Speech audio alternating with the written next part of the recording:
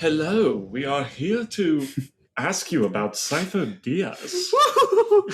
Cypher Diaz, Diego, Diaz, huh? A drink, please. Please, do you have food? A supply bar, perhaps? My apologies. I just finished eating all of mine because I was very hungry. No. What will I serve? Serving. I serve. Serve. How do I know that? I would say, for someone who's been trapped for over 10 years, you are serving looks quite well. Serving? Crazy guy. I'm look-smaxing. Oh, it's kind of a cool line for a villain in a horror movie, I think, by the way. As he's ripping apart a student or something. I'm look-maxing! Why would that make sense? Because I don't know, fixing your looks, and he is sort of a guy that is obsessed with his, a picture of Dorian Gray type, Sure. Yeah. Okay. You're on board now, I can tell. In a way that Freddy Krueger would make a little joke while he's killing someone. Is that what you mean? I wouldn't even call that just a little Kruegerism though. That so many horror movie characters make little comments when they kill. It's kind of like a slasher fun thing, isn't it? But out of the big ones, I do think of Freddy Krueger as the one that jokes around the most. Well, Chucky, I guess, is probably a jokester as well. Yeah. Jason never really cracking any good jokes. Michael Myers, no. Slumber Party thing was or the sleeping bag thing was pretty funny. Yeah, the things are funny, but he's not gonna say a one-liner. True. Yeah. Lights out. That's not bad. You're trying to think of a better one, I know. No, but sometimes that's works really well because it's the character is not very clever. So they probably would just say something chill out. Okay, well I thought that was kind of super clever. No, yours was really clever. They're obscurer than the darkness. Lights out. And it's bedtime at camp. Bedtime at camp, lights out, and their life is lights out. That part, yes, I get it. Yeah. Checkmate. Okay, welcome to Beggar's Canyon, boys, guys. I think this is episode 63. I think. Maybe it's 62. I don't remember. And we are the Beggar's Canyon boys. Woohoo! I'm Jackson. And I'm Ryan. And together we're making our way through the entire Star Wars saga in release order, mostly. All right, so we are finishing season 6 of the Clone Wars today. The Lost Missions, the Netflix season, the final 4 episodes of season 6. Wow, Cypher Diaz. I thought you were about to, when we were doing our awesome opening, when you were doing that, I thought you were about to start talking about the DS, the Nintendo DS.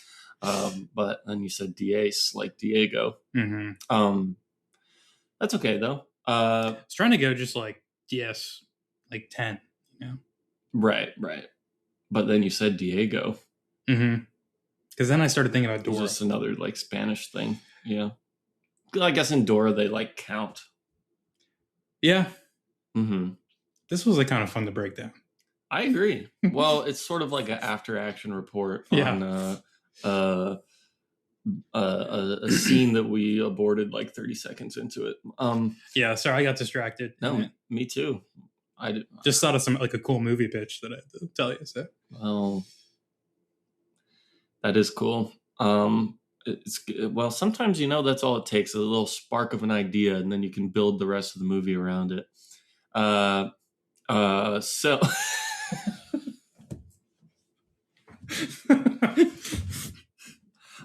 These episodes really it's kind of a one story 4-part arc, but really the first episode is pretty separate from the rest of it, and then the 2, 3, and 4 are all about Yoda. Oh my god, yeah, I forgot that the Lost one is part of this arc. Yeah, yeah. I mean, kind of. The I guess the second episode does start with prologue being reference to the previous one, but like a found lightsaber, yeah, but they're kind of the next three are very much different than this first one, I would say. Yeah, what did you I guess we can start with the Sifo Dyas focused episode. This one, Plo Koon finds the crashed ship of Sifo Dyas with his lightsaber in there, and they kind of reopen this investigation to the missing Sifo Dyas and pull on some threads about the creation of the clones that is a little frustrating. But it's still a pretty cool episode. Yeah, we've already talked about this one a little bit, but what did you think about this one? Yeah, this one I think is pretty awesome. Cool, like learning about, I guess, getting like confirmation that Dooku and Palpatine have been working together in a way where like Dooku knows the cards. He knows. This is the first time I think it's been like, oh yeah, Dooku knows like Palpatine's also the Chancellor and Darth Sidious. Yeah. I guess they still don't quite like confirm that. I guess like there's still some level of like plausible deniability that he wouldn't know. Maybe 100%. At this point, it was like getting to me with like he has to know. Yeah, and they're like kind of making jokes about it together. I agree with you, and I think that is like what they are trying to communicate, but I do think there's also like some weird like editorial mandate where they can't like 100% confirm it. They have to keep it like plausible that like, no, actually he didn't know, in case later I don't know. Yeah. I guess this is what it feels like to me, like something like where Anakin can't run into Grievous or something like that kind of thing. But I don't know. Maybe like when you're dealing with expansive lore like this, it's just like better to keep it like confirmed but vague like that, in case there ever someone like is pointing out like, hey, actually in this Clone Wars episode, like this happened, so that couldn't possibly make sense if true. Right. Then you always, like you said, have the plausible deniability to be like, well, no, this actually it's not the case. So, but I do agree with you, and I think that is what they're going for. Yeah, really cool episode, kind of like Detective Jedi style episode again here. I don't know. Yeah, good stuff in this one. I do love, because we got like a good bit of it in the early seasons, I feel like, but we don't get too much just like Anakin and Obi-Wan on a mission together, like trying to figure something out and them bouncing their styles off of each other and all that. Like, obviously we have gotten that before, but I think as we get closer and closer to Revenge of the Sith and like we're kind of showing like, the opening sequence of Revenge of the Sith, where their relationship is there while they're like on the mission to rescue Palpatine from being kidnapped. Like, we're kind of like fully formed in that dynamic now at this point. Yeah, I agree. And I really like seeing it again. And like at this point, Anakin is like kind of fully immersed in like being the Anakin we know. And I feel like him and Obi-Wan, like they're such a good cop, bad cop duo. Like when they were dealing with the Pikes, like Anakin being like, all like, oh yes, we would like to know all your secrets. But then Anakin just like forcefully taking the medallion, like ripping it off the guy's neck. Just like they're there to do what they're gonna do, and they're gonna do no matter what. Obi-Wan's gonna like wrap it a little nicer, but Anakin's gonna actually like take the action. Yeah, I know. And like Obi-Wan, I don't think this episode in particular is trying to get too much into this, but Obi-Wan, he's always like critical of Anakin's tactics, I guess, but he also still benefits from them and is never too like reprimand. I mean, that's all it is just like a little bit of like chastising or like, hey, you need to chill out kind of thing. But like, well, I'm actually going to just like wash my hands of all this kind of tactics because I don't do it.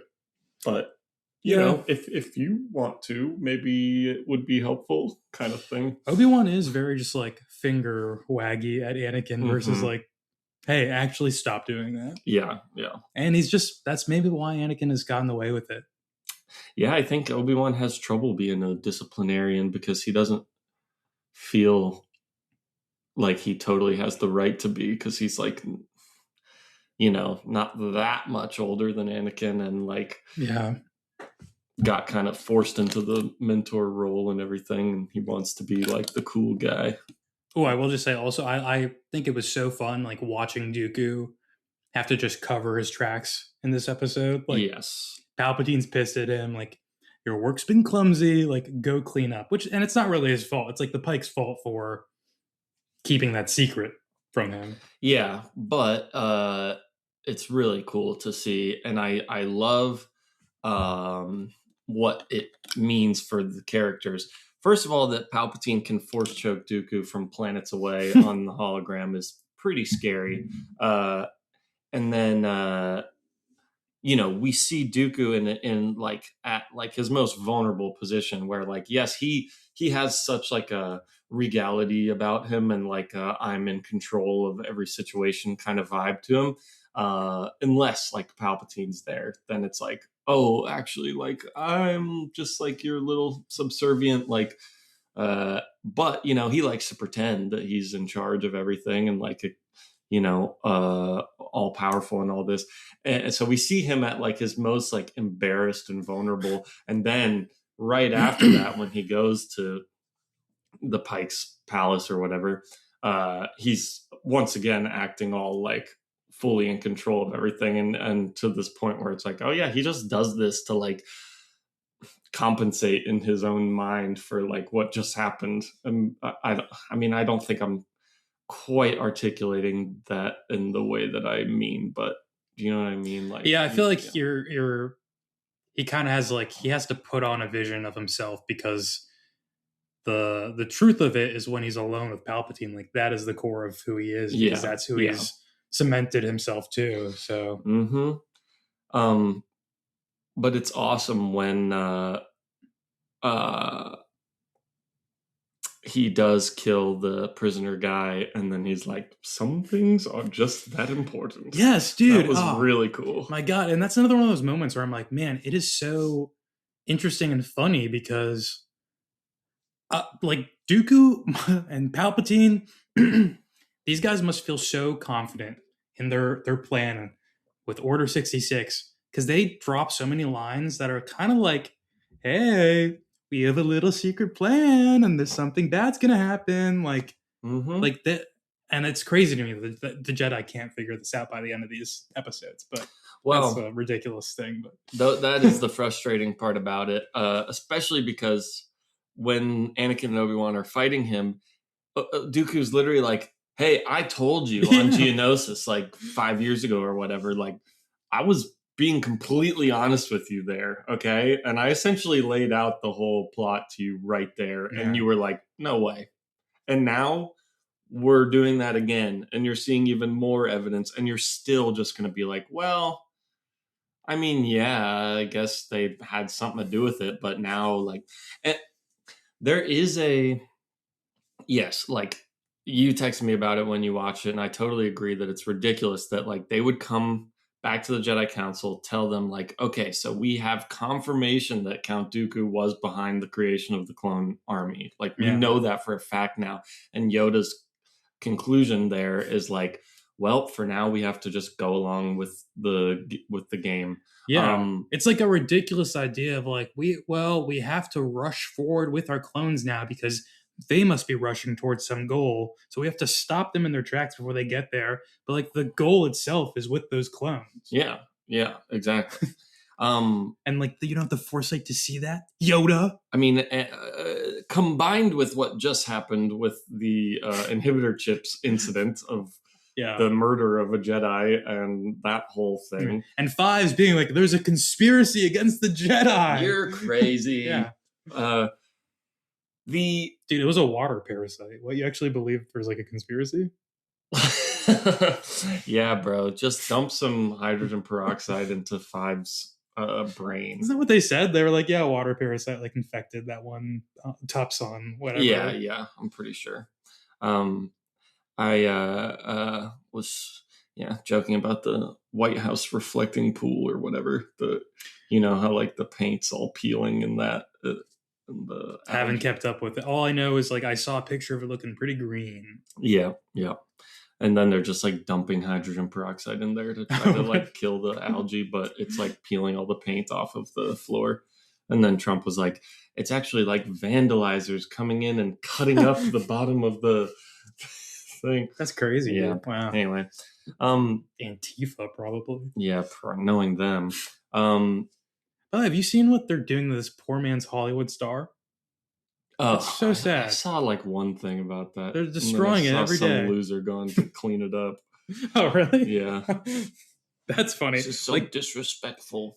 like homeless people have been taking shits there, so like you Mhm. cleaning that up is like wild. But Yeah, it's also Hollywood Boulevard, like one of the dirtiest places in the entire country. yeah, Like, I don't understand what the reverence for the star would be in the first place. Mhm. Like, who gives a fuck That about was the Hollywood Star? a very disappointing revelation coming to Los Angeles. Be like, I want to go see the star, and like that is like the worst area I've been in Los Angeles. Yeah, Like, other than like, what is it? The park, MacArthur Park. I've been close to there, like near the perimeter, but I've not. My Airbnbs have taken me around that, but not in that. That's probably the grungiest part of the LA area. Man, I saw a lot of homeless people out today. It was making me sad. I was like, Jesus, this is like. I guess it's just getting warmer again, but much more than I had been seeing. Really? Know? Yeah. It sucks. Mm-hmm. I wish they would all just go away. No, Yeah. just kidding, by the way, for the record. That's not why it sucks. Yeah, it is sad, though, Yeah. for sure. Sucks because they block the sidewalk. Yeah, I have to go around, bro. What if they yell at me? It's scary.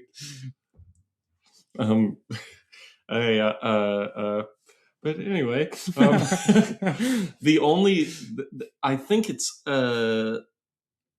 they kind of rush it. I could see some justification if they were willing to like spend some more time talking about it, but in my mind I'm like, okay, well, there is like this whole thing of you couldn't at this point just stop using clone troopers like cold turkey because you're in the middle of a war and like you have put yourself in a position where you need them or else the opposing force will come take over all your shit. But at least that's how they feel about it. Oh my! Wait, that's such an interesting point, though, because you know what? Say, for example, this does get through the Jedi, and they start moving forward. What you would theoretically have to do is like not decommission all your clones at once. You would have to start taking out like battalions and replacing them. I don't know. Maybe they go droid method, like the separatists are doing. I guess as they should. Yeah, true. But what do you do with all those clones then?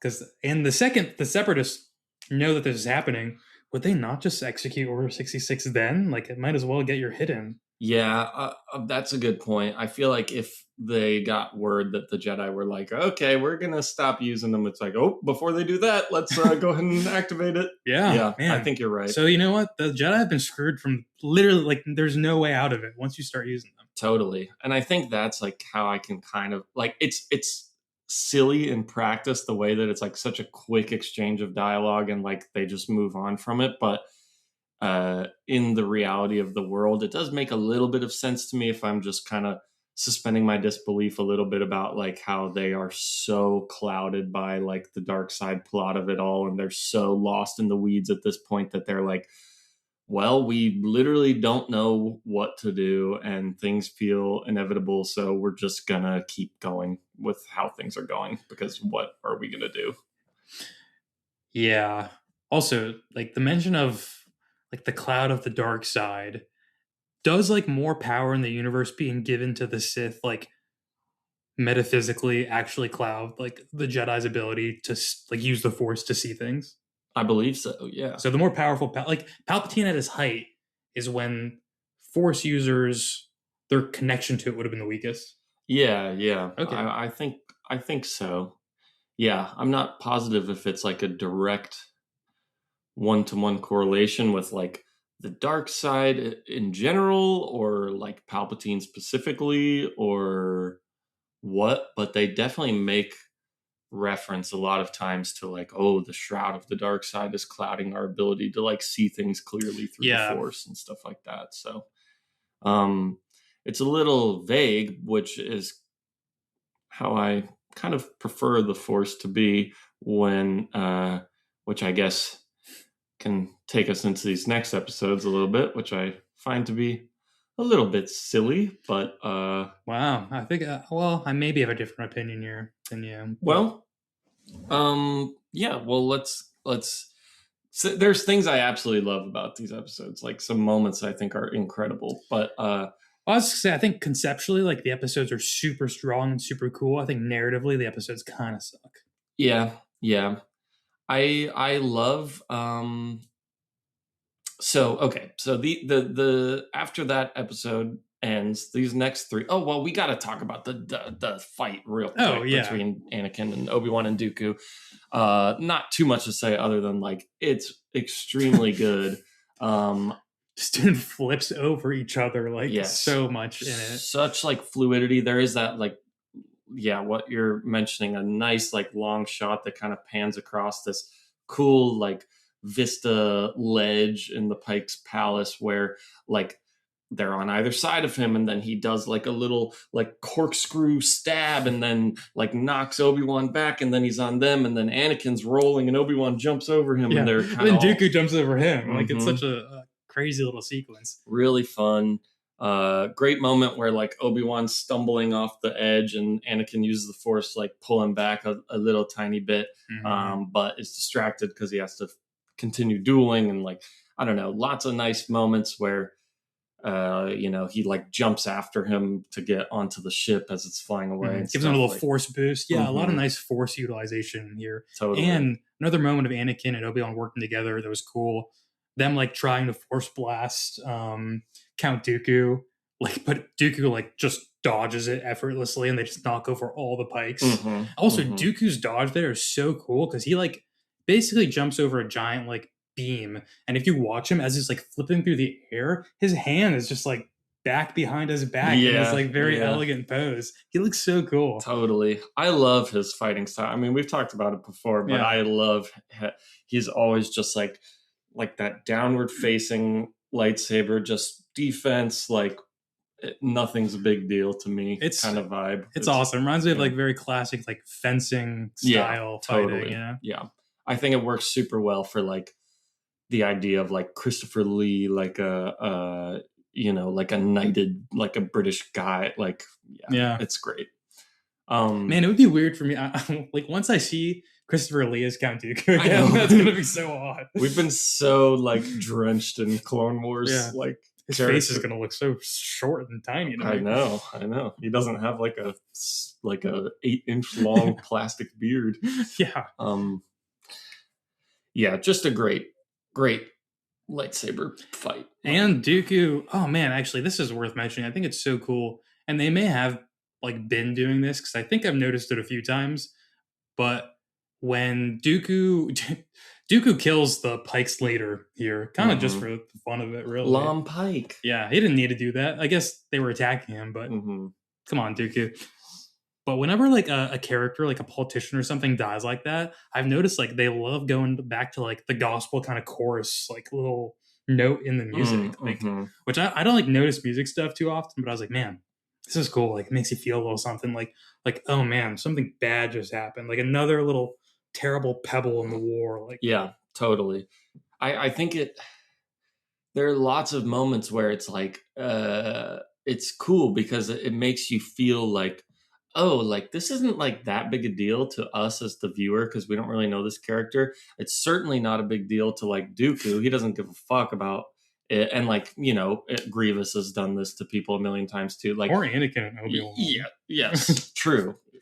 Especially Anakin, like he'll just like execute someone from behind, like no issue. Oh, that too. I was saying they probably don't care really that much. Even though like they're going to be out, and the Jedi hadn't been there. Like, no, they don't care about the Pikes. Yeah, like, whatever. That's just a little thing. They cared about it pre-Clone Wars because that's when the Jedi were actually like helping people and going around and being like, oh, there's like a problem going on here. Let's see if maybe we can like come in and resolve that problem and help out. But that's not really what they do anymore. No, now they fight wars. Mm-hmm. Cool.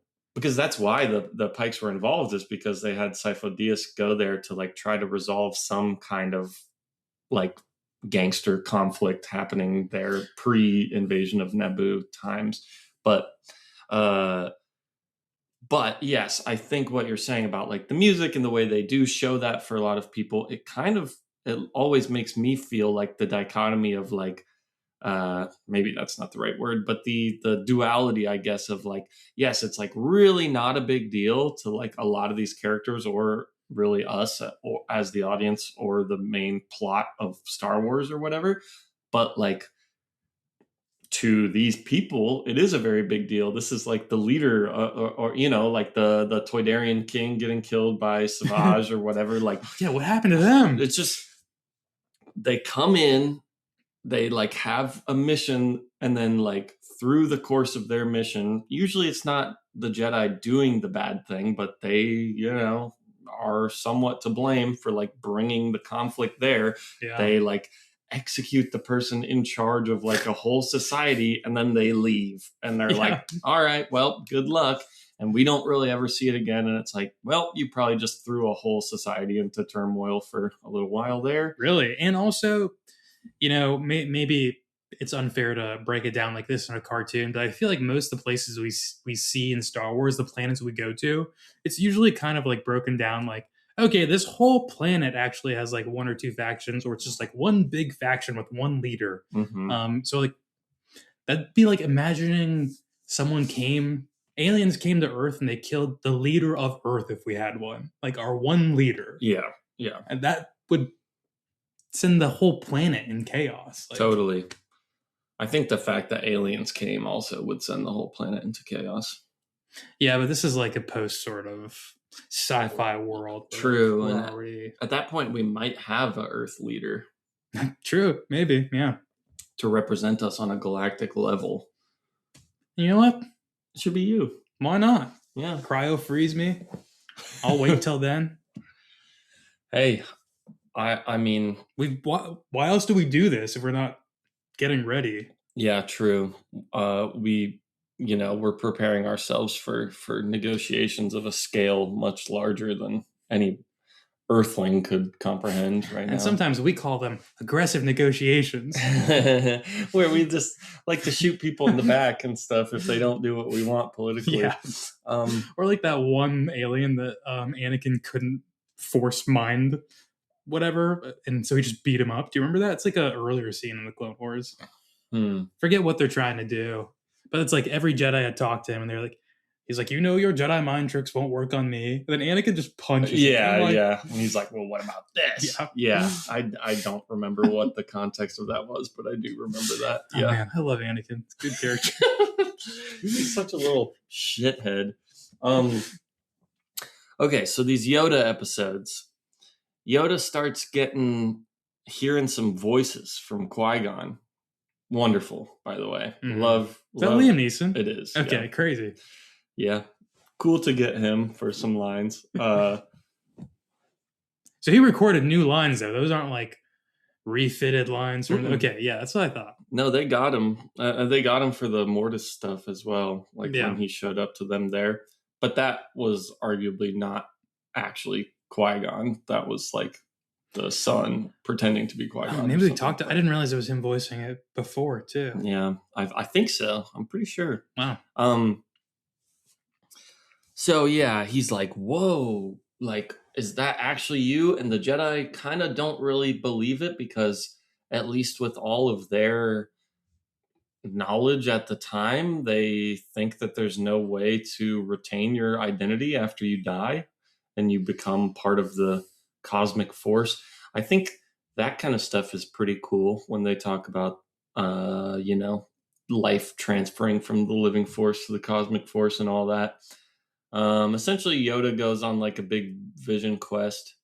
Well, this first episode, he's in like a sensory deprivation tank, and Anakin busts him out of the hospital and stuff. Yeah, the first episode is honestly just like them laying out what's going on. Nothing much happens. Like the kind of thrill of it, if I'm remembering right, is just like, oh my god, they're pushing Yoda to his like biological brink, and that sensory deprivation tank. Like, Mm-hmm. take him out or he'll die. Like, Yoda's not going to die. What if he might? That'd be crazy. Imagine if that doctor or whatever, that Yoda specialist, killed Yoda. That would be insane. He does go to Dagobah in this first episode. Yes. Though. Oh, the kid. Yes, that is like a pretty cool sequence. Yeah. So he does go into the famous Dagobah cave. Yeah. And I guess this is his introduction to Dagobah and the reason why he goes back there after the Clone Wars. Yeah. Is because Qui-Gon told him to. Yeah. Which man, interesting. We talked about this way back when, a year ago, why Yoda was on Dagobah. And you were like, I don't know why Yoda's on Dagobah. I honestly did not remember this. Oh, okay. Like, I remember these episodes, but I didn't remember he even goes to Dagobah in these. I remember the many-faced lady and evil Gollum Yoda, but yeah, that's really all I remember from these. Dude, that's Yoda's dark side, not Gollum. Okay, but they really have him like speaking like exactly like Gollum. Yeah, going like. Also, kind of again another thing that's like cool conceptually, but they really do nothing with it because I was like, oh my god, like I would love some insight into like the dark side of Yoda, even if he's conquered it already, like in his past. Like, what was that? Like, what were those little isms in Yoda that like sparked that up? But we don't really get any of that. No, it's just like a evil cloud version of Yoda, and it's like, well, I don't think Yoda was ever evil. He might have had issues that he had to get over, but he probably was never like but whatever. So he goes to Dagobah, he goes to the cave, he has a pretty crazy vision. He watches Revenge of the Sith, basically, dude. I mean, he watches clones like gunning down, and he even watches Shaak Ti getting stabbed in the back by Anakin. Anakin's face isn't shown, but we do see that moment. Yeah. And then Palpatine like looming over the whole thing. Pretty cool. And I was like, dude, look at Darth Sidious's chin, and then look at Chancellor Palpatine's chin. Yeah, they're both you should be able to tell Yoda. Come on, it's like there are not too many character models going around here. Oh yeah, we didn't even mention in the first episode, Yoda goes to Palpatine to ask about Sifo Dyas, and Palpatine is like, Sifo Dyas, I don't remember that name. And then they go see Chancellor Valorum. Yeah, Chancellor Valorum. Spoo card. Yeah. Random. Dude, he's the freaking Chancellor in Phantom Menace that Palpatine takes over from. I really gotta watch Phantom Menace again, dude. Bro, they have to do a vote of no confidence. And they say, we are not confident. No, I don't really remember that scene. Chancellor Valorum? Terrence Stamp? I watched a lot of Star Wars since. Dude, you have to remember all of it. I just watched Phantom Menace again like a week ago. Yeah. Yeah, so much fun. I think I'm going to really like it again watching it. And I know I was like pretty lukewarm to disliking, honestly, on the first watch. I mean, I get it. Like, it's a mess. It's not really like a good movie, I guess, but I can't help but just love it. It's so full of ideas. I do think, though, and I was thinking about this the other day, like with my thoughts on like the first Star Wars movie, for example, Phantom Menace, things like that, where it's like they're introducing a lot of things. I think like part of the reason that, you watch that and you're, I know like there was a time when you watched it without like the Clone Wars and everything, but yeah, but I was really young also at that time, so it's not quite the same. I would find it like incredibly difficult to watch now and like separate that at all. Like to me, they would from be the Clone Wars. Yes, like everything would be sort of influencing each other, and I think that would make the experience as a whole like so much more fun and richer too. Yeah, I agree. So that's all to say, like, not that like I'm saying you couldn't even in your own mind like no you were doing this, but like with the first movie, for example, I think probably a lot of like little gaps and stuff that maybe I was like, oh, that like line reading's weird or something, like could have potentially been filled in someone else's head or your head because of like, well, I love Luke and I've seen Luke so much and I've seen the lineage of Jedis and I know Luke's family and where Luke came from and Yoda and what Yoda fought for and what Yoda means and like all that. Yeah, totally. Yeah, absolutely. It is much. It's impossible to like separate it from all the other stuff if you go back and watch it again. Like, Yeah. yeah, I think you're right 100%. So that's all to say. I think I will have completely different opinions on all the prequel movies when I watch them again. Well, I'm down. I mean, I just watched it, but I'd watch it again whenever. Yeah. I enjoy it a lot. I also really want to watch Attack of the Clones again because I keep hearing people say they hate that movie with like a passion, and I remember being like, that one was pretty good. I think it's good. Yeah, I think it's pretty good. I mean, yeah, it's got also big problems and has some stupid stuff in it, but I'm a big fan. Mm-hmm. So yeah. Essentially, what this builds to is Yoda going to, I don't know what it's called, some weird planet where there are this five-faced lady that's like a representation of the Force in some way, and they want to put Yoda through these trials so that he can learn how to retain his identity after death. That's very interesting to me. Yeah, conceptually, I do think I really I and who am I to say, because this is still like George Lucas giving the green light to all of these ideas, if not coming up with them himself. So like who am I to say that like that's not what the Force should be like or whatever. But I don't like it when they like, it feels like pretty like dumbed down in a way where it's like, yeah, well, you can boil it all down to like these 5 emotions and like I don't know. I feel like it's just kind of goofy. Yeah. I do love when Darth Bane shows up and he goes to Morvan, though. That's fucking cool. Yeah, a lot of little cool things in the episode. I will say I agree with you. I think like a weird misstep to break it down and make them like the emotions. Confusion. But fear. In general, like the idea of those things and like them being the cosmic force and like entities that are in it, I guess, that have retained their identity from life or whatever, however it is. I don't know if that was supposed to be one person or multiple people.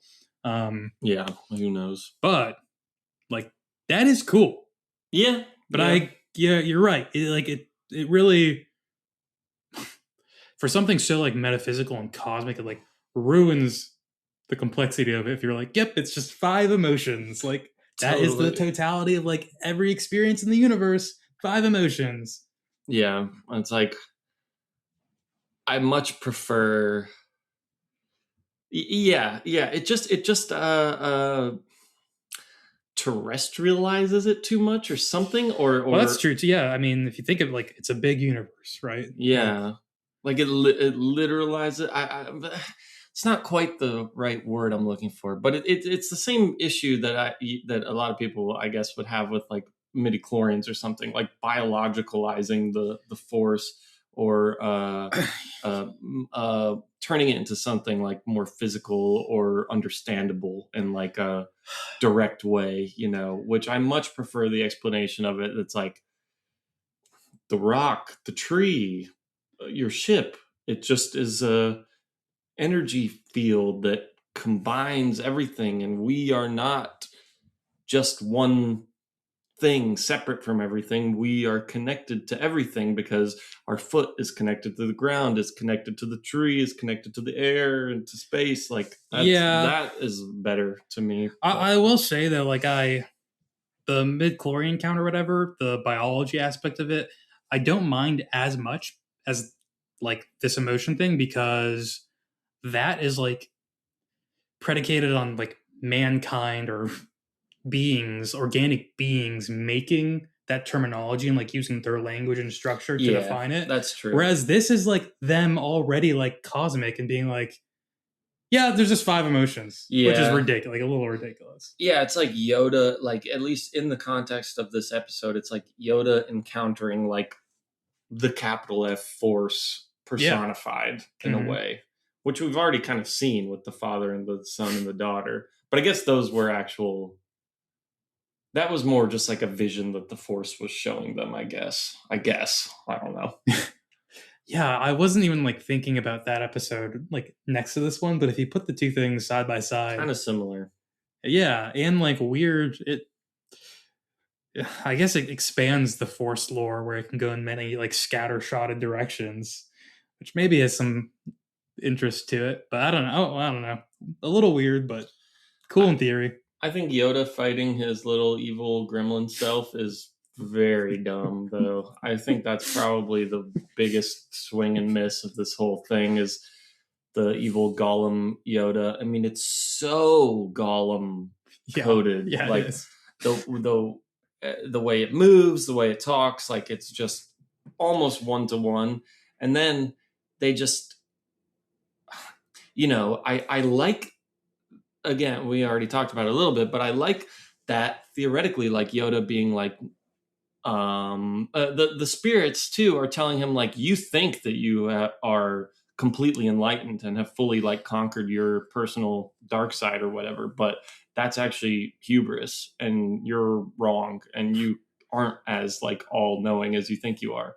That is actually like pretty cool, I Hmm. think, to challenge Yoda, because the thing about the Jedi is always like that line between like confidence and hubris or whatever. And Yeah, Yoda, we never really poke holes in that for him, and that's kind of interesting to explore, I think. yeah. But It then, was nice to see Yoda also too, like sort of building on that in a position of because he is the top dog among the Jedi, so yeah, having to learn something new and like those Force beings say, like, yeah, we can tell like you didn't think you'd learn anything here, like you came in with that mindset, yeah, like that's kind of like, oh, I didn't know Yoda was thinking like that, like, totally. Like dude, you think you're already too good for this whole thing, and yeah, yeah, that's cool. But then for it to result in him just kind of having a weird like roll around on the ground fist fight with a ghost version of himself is kind of stupid, I think. yeah. I mean, I don't know how I would show that in a visual way. Like, I get it, it's a TV show and you need to like show me something. You can't just have him like sit with his eyes closed and then be done with it. But like, There's uh definitely like other stuff. I mean, they were getting a little creative. I mean, like the Force vision he has with like Dooku and everyone there is like okay, a, that I absolutely love. yeah, awesome scene. And I mean, the part where it's the vision of him and Anakin going to like confront Dooku and Palpatine is fucking incredible. Yeah. Like that, I absolutely love. It's just kind of him bouncing around on the jellyfish mushrooms and punching his little black cloud self that I find to be for very silly. for sure. And But I think he absorbs him at the end, like a little yeah, like Iron yeah. Man propulsor move. And Hmm. It definitely like sucks into him or whatever. Um, Yes, but I did want to bring that up. One of the challenges is it's kind of showing him like a false reality of what like the ideal world would be.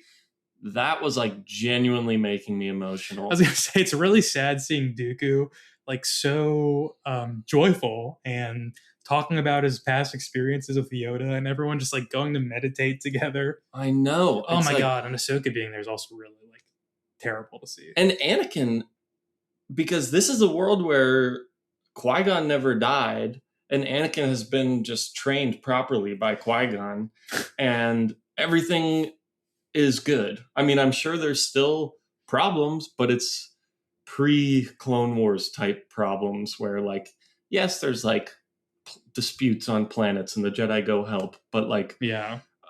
you know, so depressing, honestly, to see this beautiful, like, courtyard with the tree and everything. And we see Yoda there in real life too, which is, it's a nice little thing for like, I do like the part of Anakin like breaking Yoda out of the hospital just because of we don't get to see a ton of Anakin and Yoda interaction, and I always like it Yeah. because I do think Yoda is much more like empathetic than a lot of the other high-ranking Jedi are, and so to see him Yeah. be like joking around with Anakin, and Anakin's like, Ugh, isn't it usually me the one who's like doing this kind of stuff? And he's like, exactly. That's why I asked for you to help Yeah, me with this. I Like, agree. I That's like love that. so sweet and endearing to see them have a little moment together like that. It's like Yoda's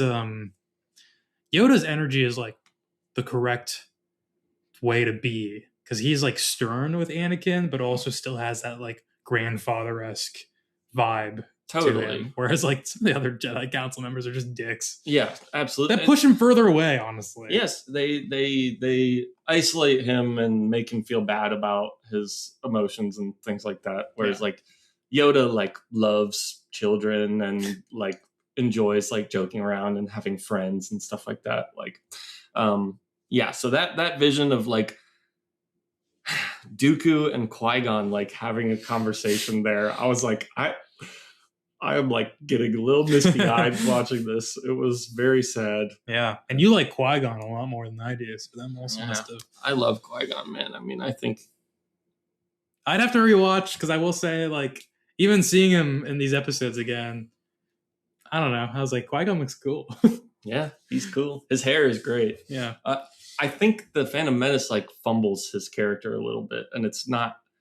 I think what they want him to be is not executed correctly in the movie. So like, if we are going off of like what the movie is showing us, which like yeah, that's what the character is, then he kind of sucks in some ways. But I sort of have like a fan fiction idea of Qui-Gon in my mind a little bit. I think you've told me actually before. Yeah. Yeah.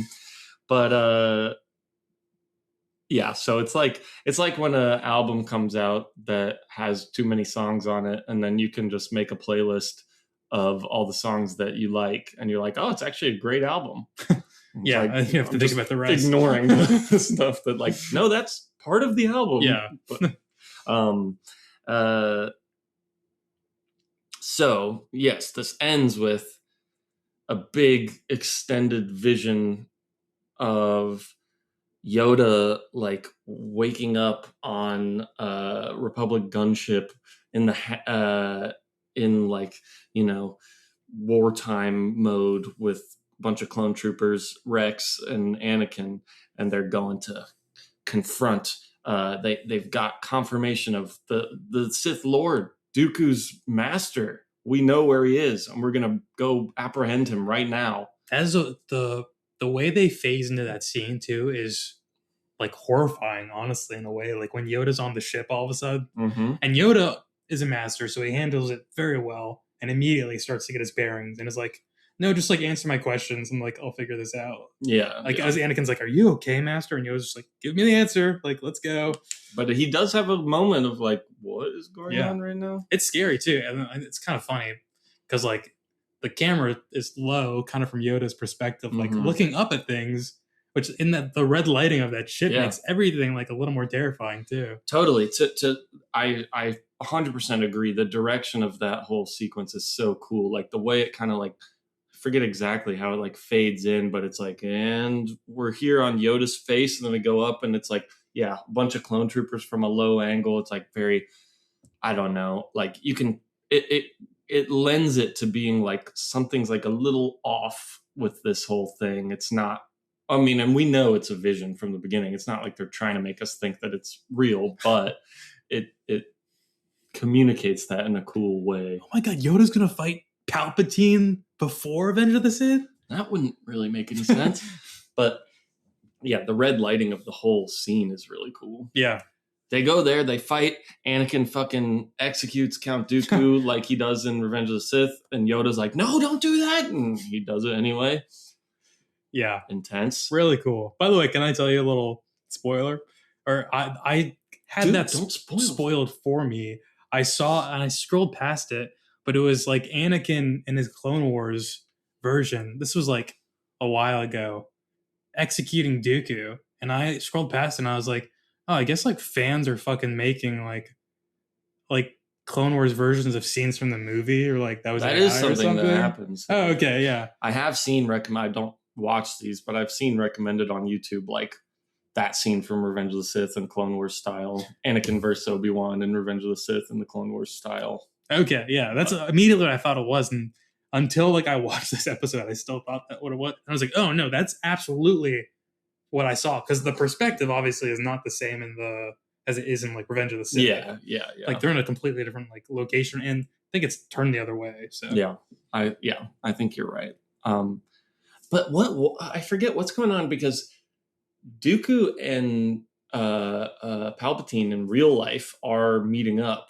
and like messing with some little misty cauldron thing. Yes, and they procure that vision of like Sifo DS, and I forget what their game with Yoda is. They're just trying to attack Yoda. I think they're trying to break him to some degree and get him to accept or free the Sifo DS vision. So that because they're like, oh, this is potentially a time where we could like strike and take over the Jedi because Yoda's at a vulnerable place or something. So I guess Keanu has like a little bit of a point, but shut the fuck up. Like, not true. Really. No, but Qui-Gon wasn't. Qui-Gon was trying to help him. Yeah.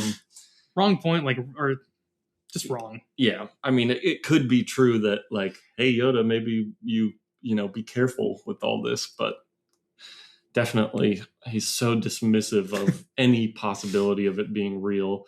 And being like, oh, you're hearing Qui-Gon? That must be from the Sith. Because they didn't even like Qui-Gon in the first place. These motherfuckers are all like, Qui-Gon? He wouldn't be the one to figure it out, dude. He's not even a council member. Oh, was he not? No, because he went against their wishes too many times. Like in Phantom Menace, Obi-Wan's like, you absolutely would be on the council by now if you would just go along with what they want. And Qui-Gon's like, yeah, but why would I do that? Like so he's kind of like a fanatic rebel. Okay. Yeah, he's cool, man.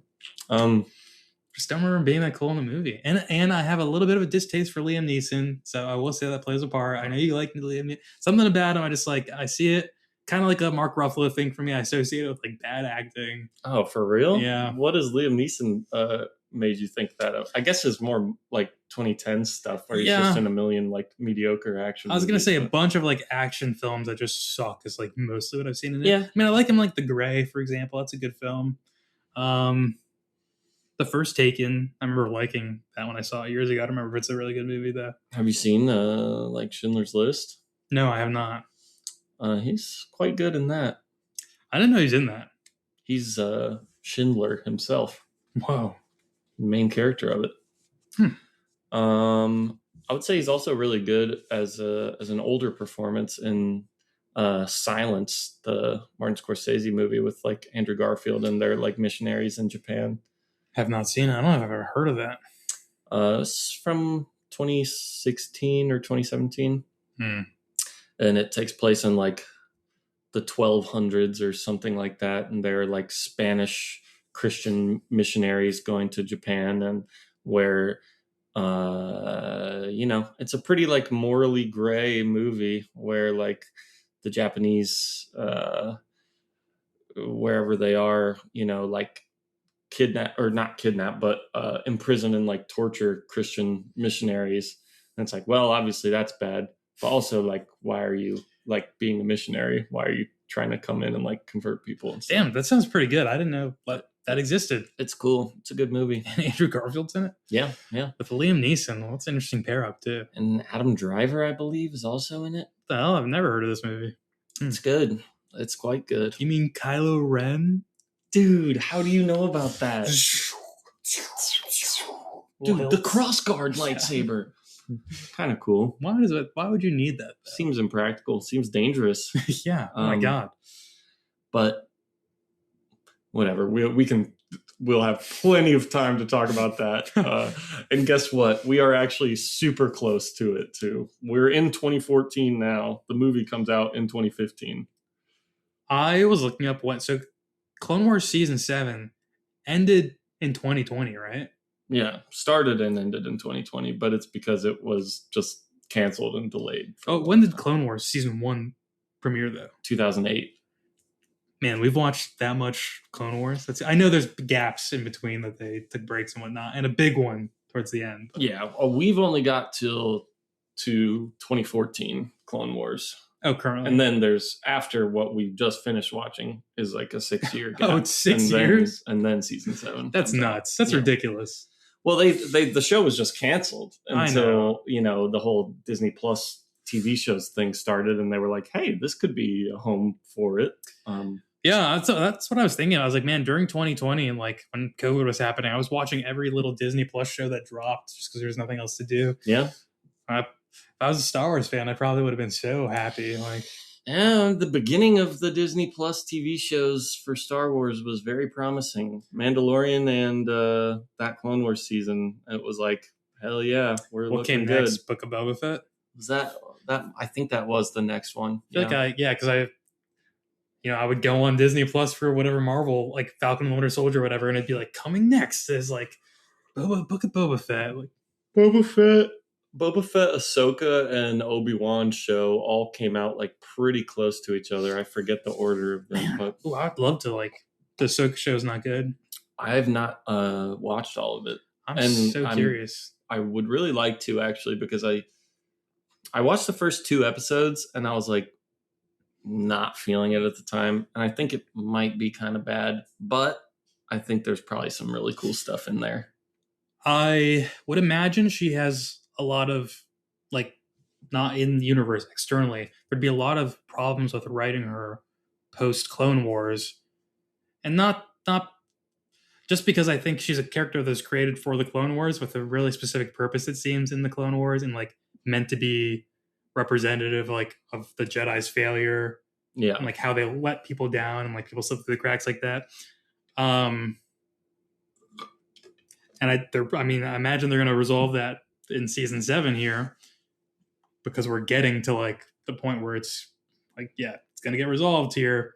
So I just don't know what they do for character after that. It seems like they'd have to make something completely new up. I guess like there's a foundation to build off with Anakin being Darth Vader. You can work off that, but it almost doesn't seem like enough for her own character, I don't know. I have no clue. I will say nothing about that for now. Okay, all right. Not to be annoying, but it's just I don't necessarily want to reveal like where she shows up next or whatever and that kind of thing, or like what her role is when she does show up. Mm-hmm.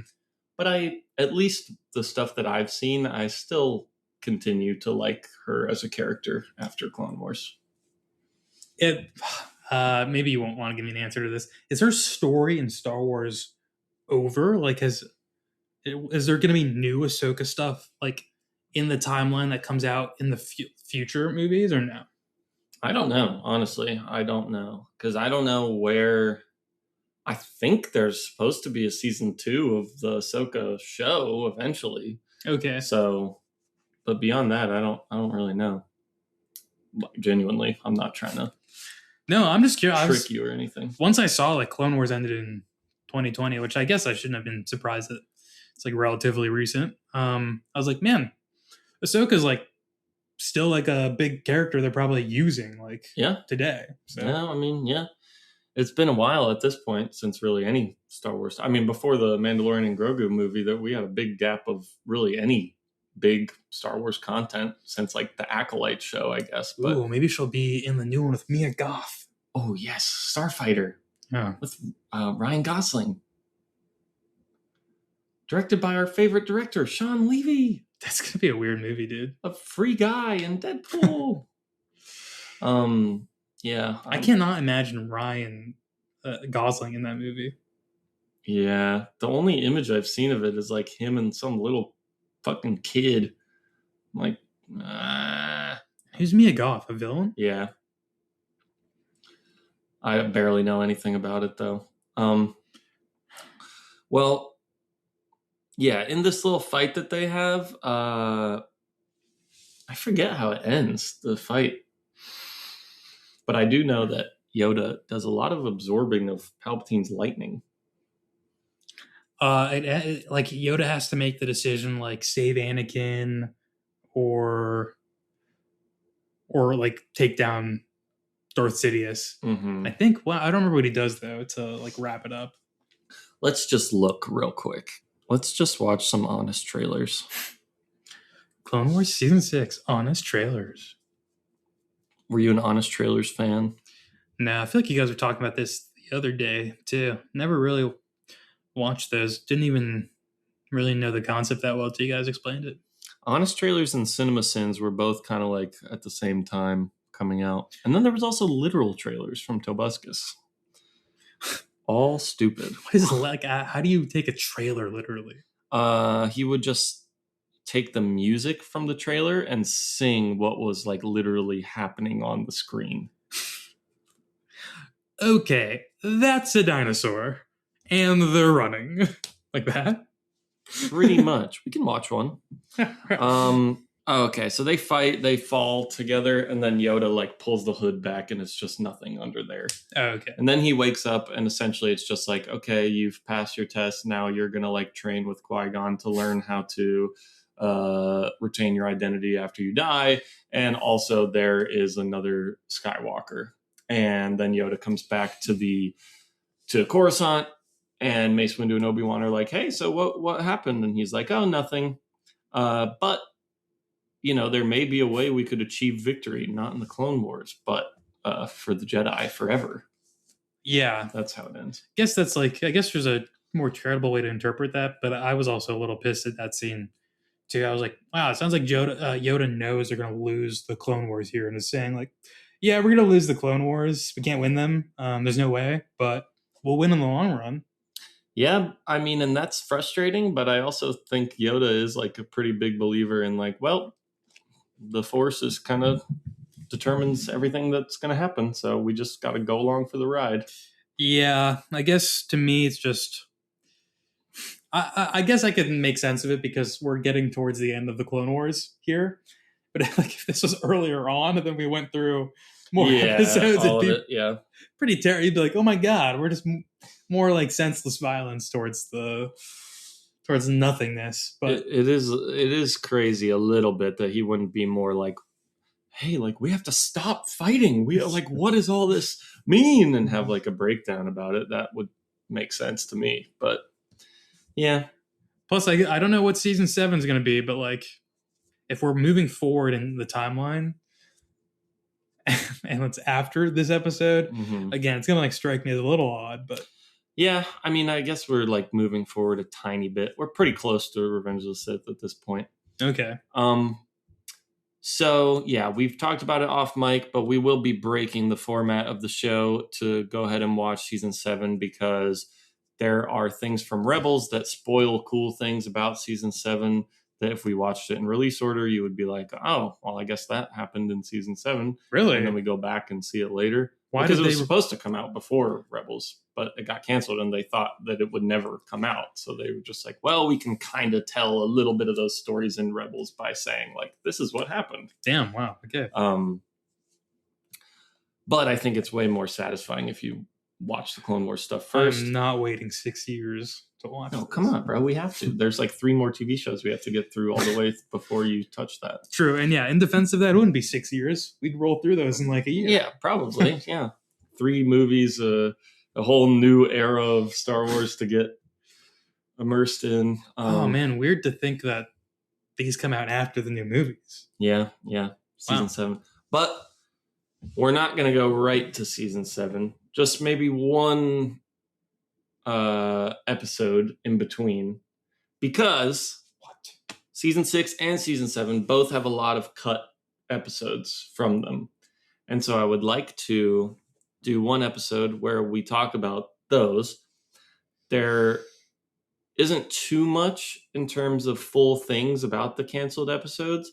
However, there are 4 of them, the Crystal Crisis, that have complete 21-minute animatics for like the entire 4-part arc. Polished?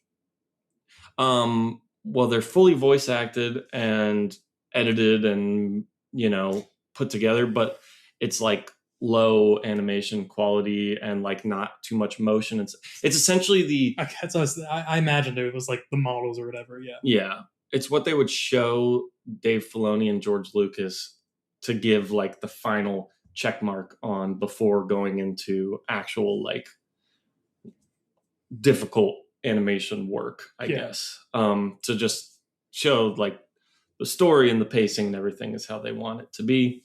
I just watched those. It's all on YouTube as like an hour, 20-minute thing, the 4 episodes.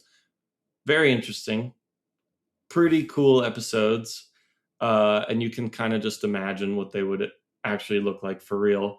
But it also is just making me think a lot about how like the animation workflow works and like Hmm. the process of like making these things look good.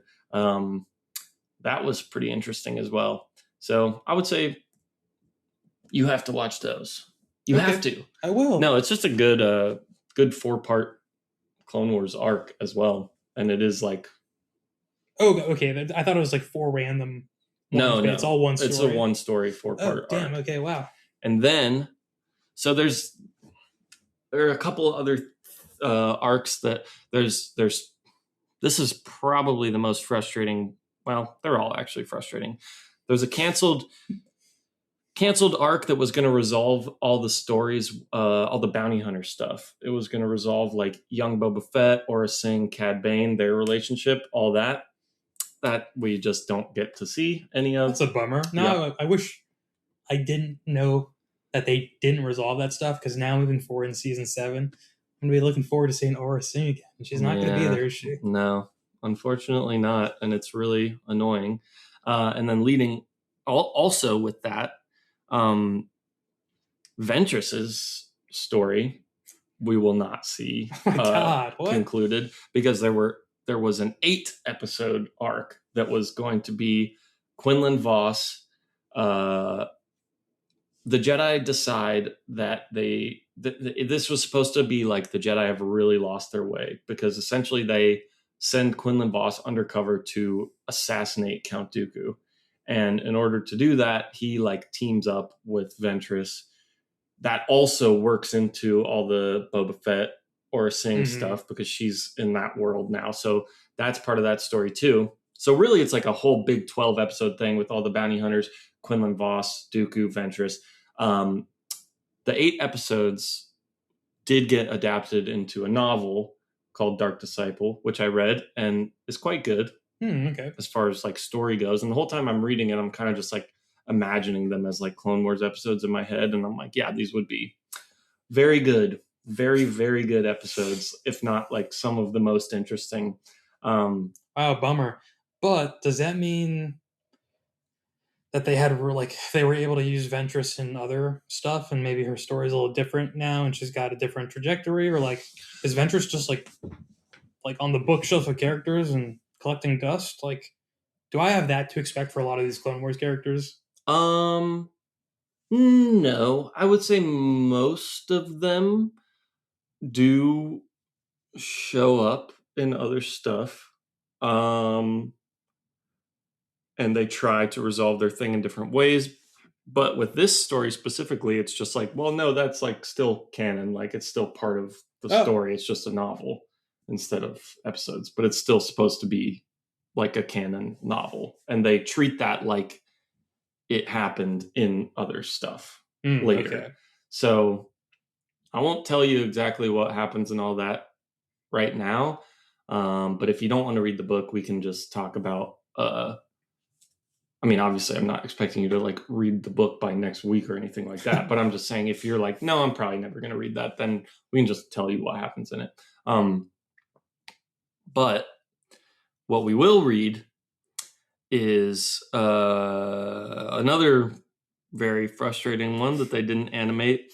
Darth Maul, son of Dathomir. So last time we saw Darth Maul, he was being electrocuted by Palpatine as we zoom out from Mandalore.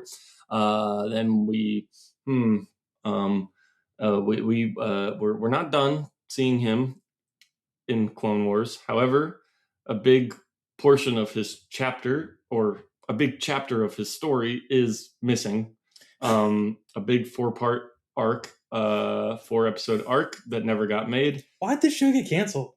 I don't know, because it was during the whole Disney buying process, and it was like on Cartoon Network, and there were, See, that would put me in a bad disposition against Disney as a Star Wars fan. I get it. Oh yeah, I mean, it started bad.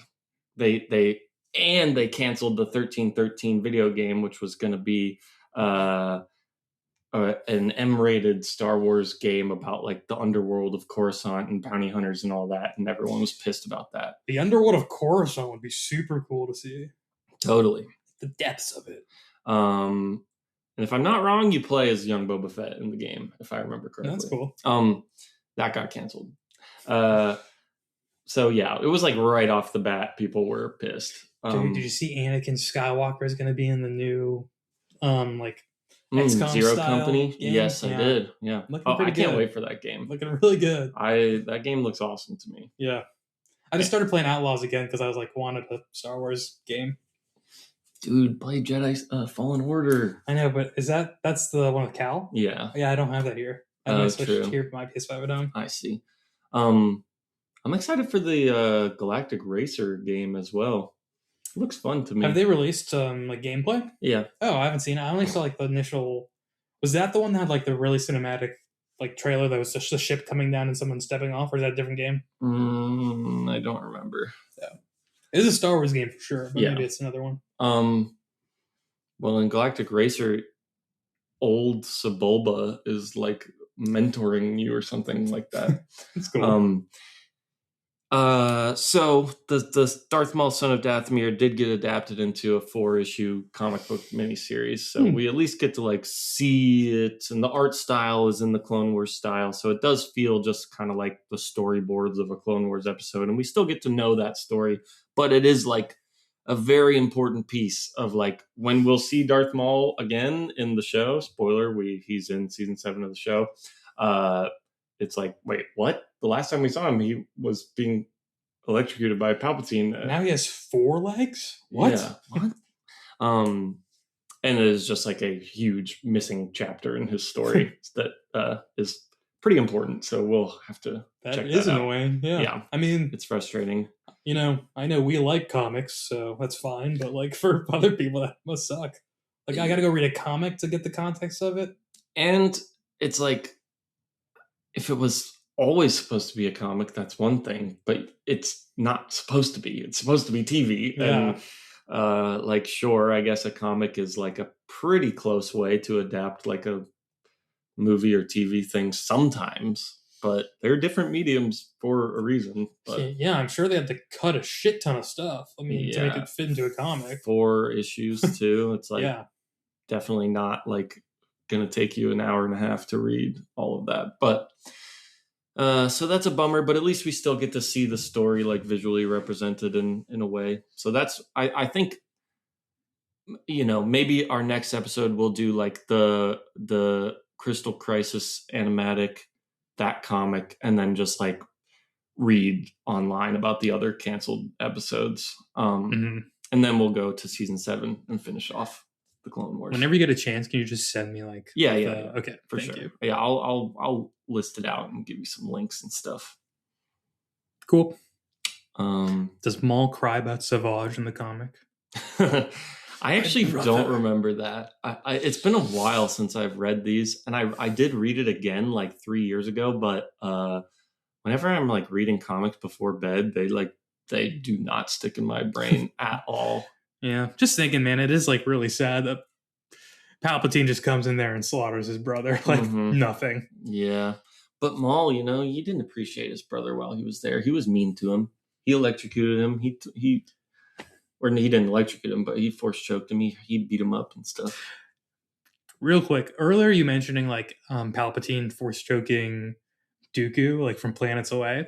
I also think that scene is just funny because Palpatine is like, okay, go to the Pikes and like make sure everything's in order, you clumsy fool. And remember what's at stake. And then he like force chokes him. It's like funny because like Dooku knows he's not going to kill him there. So he just has to kind of like take the force choking beating. You know? Here we go. Just another thing. That's why I was like, how often does that happen? Like Darth Vader puts up with it all the time. Yeah. Like there's so many comics from like between the prequels and original trilogy where it's like Palpatine and Vader stuff, and it's just like, you know, getting electrocuted like all the time. Yeah. I guess if I could close people's throats with just a thought, I'd be doing it all the time. Oh, really? Mm-hmm. That's cool. Okay. I think after we finish Clone Wars, we'll have to go back a little bit and do like a little quick grab bag of all the Dark Horse stuff that we've missed. Sure. Because it does keep going up until 2015 with the Disney switch over and like the Marvel comics starting. Um, Obviously, we're not going to read all of them or really even that many of them, but there are one or two little mini series that I think would be cool to check out. And then we'll kind of just talk a little bit about like what they were doing with that. And then maybe once we finish Clone Wars, we'll have to watch a little bit of Rebels before The Force Awakens comes out. So we're probably like wow, 5 or 6 episodes away from a new movie. That's crazy. Yeah. And a whole new era of Star Wars to think about, and a whole new can of worms. I get to cross like a fan threshold where I'm like, I can now enter like a little more discourses, like, and see what people are saying about things. You know, like I've really enjoyed like cautiously learning like people's like opinions retroactively about a lot of this stuff. I think it's super fun, especially because like I don't know, like getting them. I mean, totally plausible. I would have just had a different opinion than a lot of people on some of these things, but like getting them to experience it like we have, and like getting them in such a short amount of time, and really immersing in the Star Wars experience and thinking about it a lot. I feel like it's very, like, I don't know, very different. So getting to see people who have like kind of just been at it their whole lives is kind of unique. I don't know. Yeah. I agree. I think a lot of people don't know how good they have it with their Star Wars, I think. No. I mean, come on. I think that's why there's such a retroactive love for the prequels now, is because of the sequel movies and being like, well, wait a minute, actually that was pretty cool when that was going on. But I can't wait to know your thoughts about all of this, and I don't want to like influence them too much. I mean, I'm sure you know that I don't like them as much as the George Lucas based movies, but I don't think that they're just like blanket all horrible. There's definitely cool things about them. So I think I've said it before. I think I will like them. We'll see though. I don't know. We'll see. I have no reason to be like, I think I'll dislike them. Sure. So yeah, other than just the general like societal malaise of dislike. Yes, but I really like, and I know it's probably different for Star Wars here, but I'm so cautious about opinions with stuff like that when I have not experienced it myself, because like a lot of the internet is just like, we hate women, or like, like, and people of color in this shit. So absolutely, that colors a lot of the opinions about this stuff, because of course these are the first movies being made in a Hollywood that is more actively concerned with, diversity.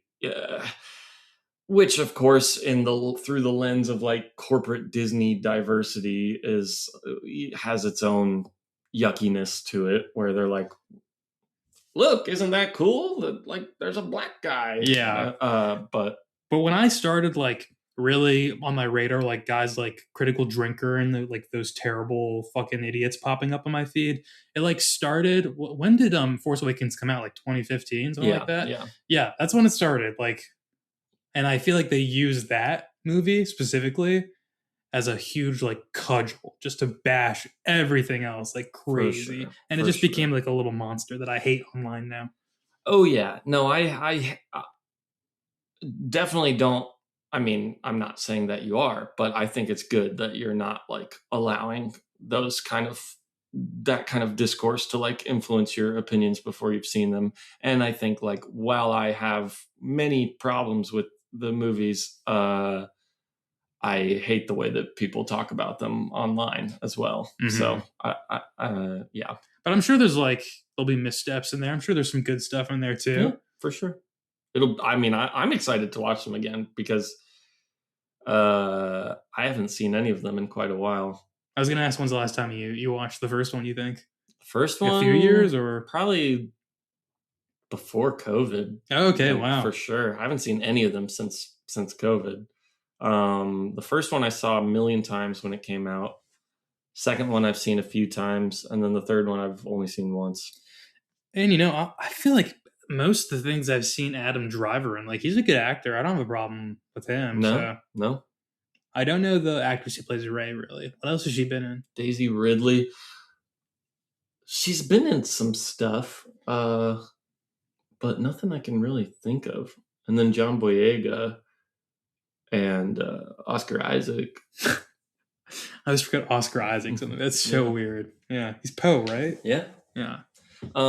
But we'll probably, before we get to the movie, they did that. They launched like their first wave of comic books before the movie, so we'll have to do that. At least the first season of Rebels is before the movie. I don't remember exactly how many. Maybe the second season as well, but I think just the first one. So there'll still be a little bit before we get to the movie, but we're close. We're pretty close. Cool. Rebels, I think it'll be a whole fun other can of worms as well. I really like Rebels, but it is a little more kiddie than Clone Wars is. Oh, really? Yeah. In my head, I had, because I've like only seen thumbnails of it on Disney Plus. I kind of had the opposite in my head, so I'm kind of glad you said that, because my expectations would have been like, oh, this is going to be like cool, dark and gritty. Oh, really? Like, yeah. Well, I won't say too much, but I would say it gets there. Okay. It gets there sometimes. All right. But the tone, at least in the first season, is probably skewed a little more young than the Clone Wars. Like, are we talking a little more imbued with like slapstick comedy? Yeah, it's definitely a little more jokey. Okay. Yeah. No problem. I've dealt with the droids of Star Wars, so yeah, nothing can faze me. The stories are still good, and it's a bunch of fun new characters and all that. So I say Star Wars has the best clones of any story out there. Yeah. What would even be a competitor? I mean, obviously you've got Spider-Man. I was going to say, terrible. I think of all the Marvel clones, really, and I think in general Marvel does a terrible job with clones. With X-Men, they've done like a pretty good job with them, I think. Although they've done so many that they've also done a terrible job. So kind of a double-handed thing there, but that's true. I'm trying to think of like, there's got to be some good clone stories that aren't like franchise, like like Mickey 17.